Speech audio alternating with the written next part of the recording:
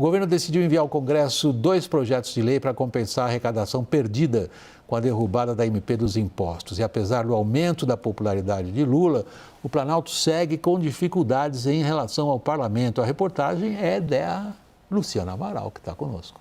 Confira.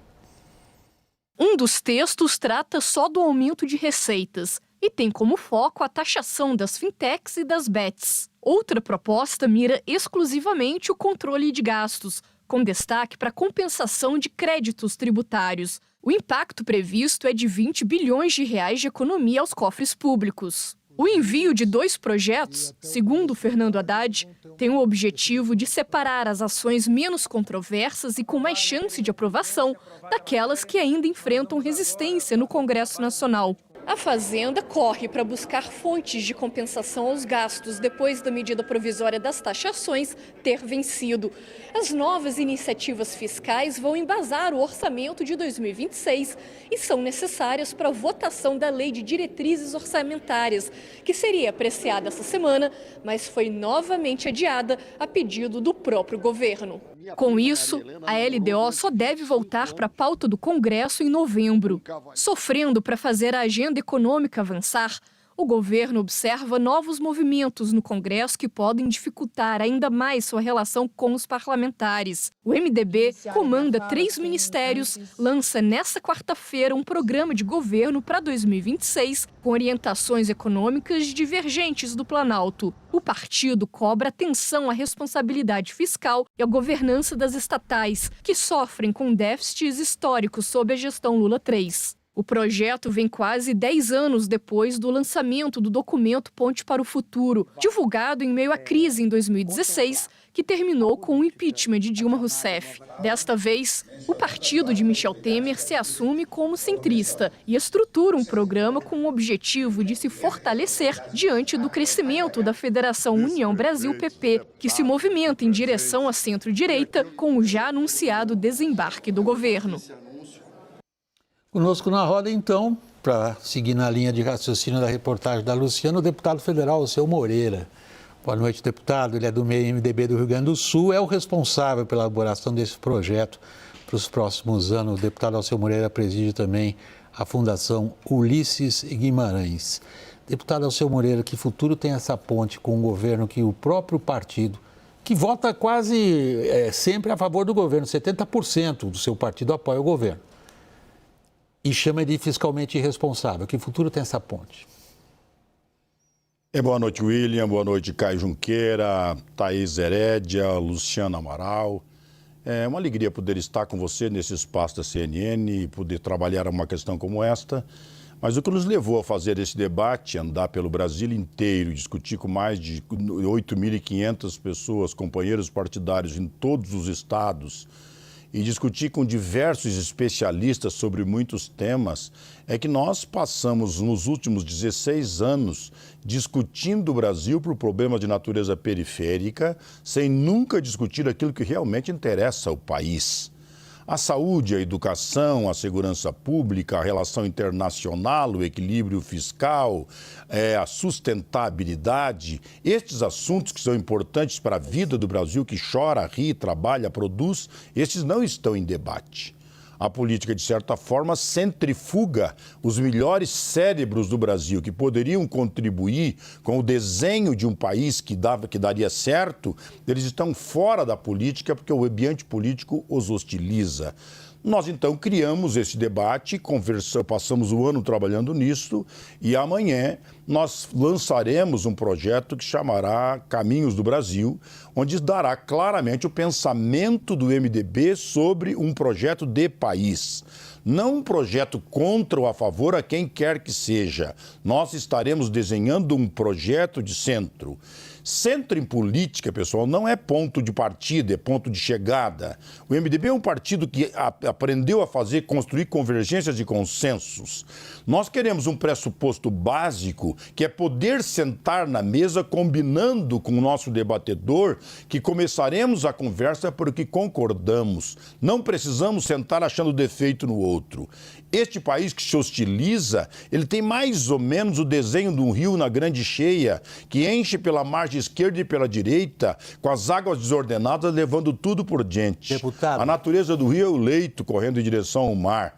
E a política brasileira precisa encontrar seu leito. E o Caminhos do Brasil, com certeza, está fazendo uma proposta clara de pensar o Brasil, pensar nas coisas reais do Brasil, dizendo claramente o que se fazer e querendo que o nosso partido seja percebido pela população como uma ferramenta de solução de vida com propostas claras. Deputado, perdão a interrupção, é para dar um pouquinho de ritmo na nossa conversa e entrar no aspecto que o senhor está chamando a atenção.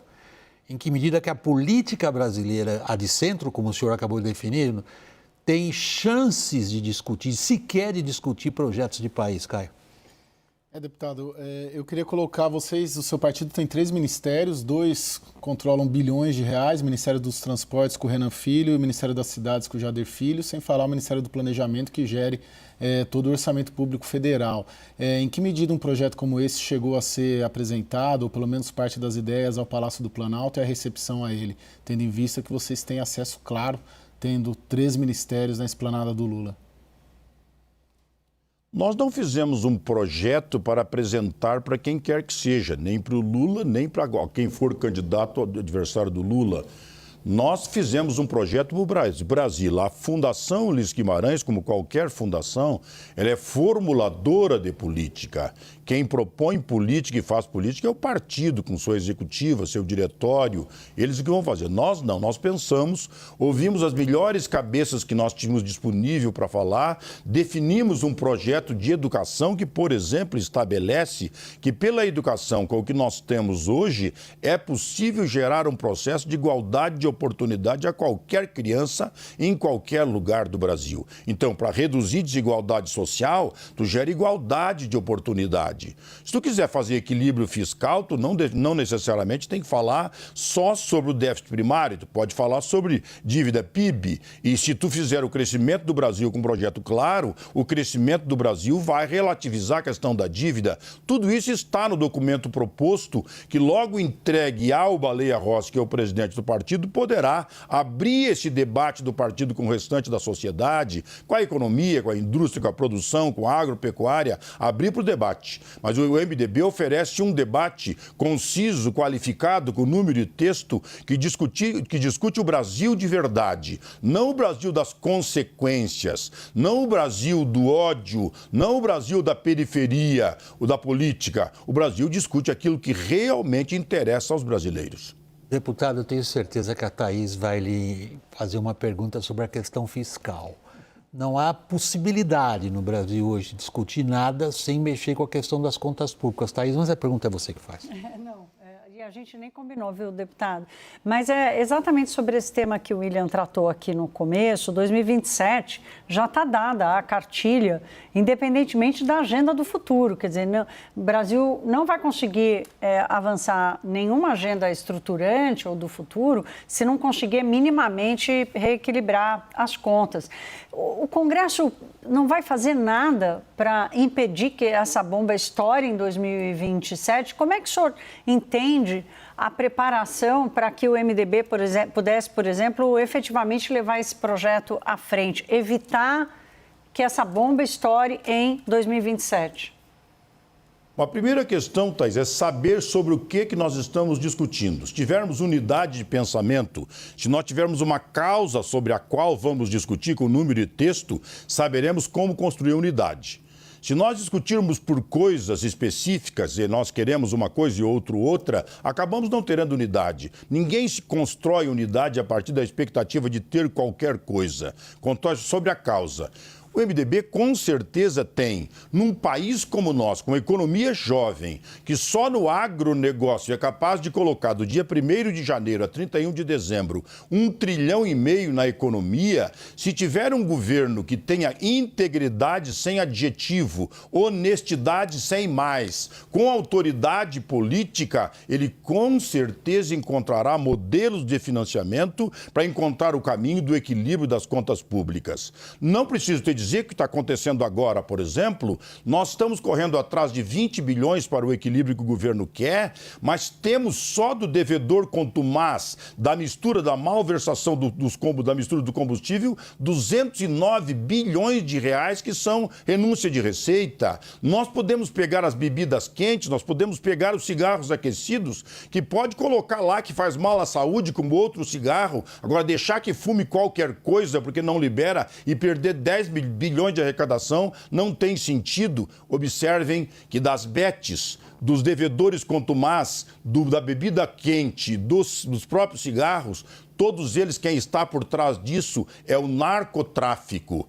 Que simpatia é esta que temos para proteger narcotraficante quando estamos jogando pela janela bilhões de reais de arrecadação de fonte absolutamente tida e a vida impossível. E vamos lá buscar as fontes que vão onerar a produção e, portanto, o consumo? Ou alguém tem dúvida que todas essas generosidades enormes que se dá para o povo volta para a prateleira do supermercado e o povo acaba tendo que pagar essa conta? Deputado, o senhor não poderia ter sido mais contundente que qualquer um dos nossos editoriais. O senhor disse que esse governo não tem integridade nem honestidade, não tem responsabilidade, pratica renúncias fiscais que são perigosas e facilitam o crime organizado e acabam prejudicando a população. O senhor tem 3 ministérios nesse governo, mas a pergunta agora é da Luciana. Obrigada, William. Deputado, a gente lendo ali o programa político partidário novo do MDB, a gente vê a defesa pelo fim da polarização, como o senhor está falando, mas ao mesmo tempo, então, faz uma série de críticas e toca em assuntos espinhosos ao governo, como a gestão do orçamento federal, e o texto do MDB, inclusive, defende abandonar o foco no déficit primário e adotar como principal indicador a relação dívida-PIB. Ao mesmo tempo, o líder do MDB na Câmara, Isnaldo Bulhões, é um dos principais aliados do presidente da Casa, Hugo Mota, também do próprio governo, e os diretórios regionais do MDB estão divididos entre a reeleição do presidente Lula ou um candidato de direita como Tarcísio de Freitas, que o senhor mesmo apoia. Como lidar, então, internamente com essa divisão tão grande dentro do MDB? Eu espero que o meu amigo Baleia, que é presidente do partido, tenha sabedoria e equilíbrio para tratar com isso, porque essa é uma questão do partido e da sua convenção. O MDB nunca foi diferente, nós sempre fomos uma frente partidária, a nossa vida inteira foi assim.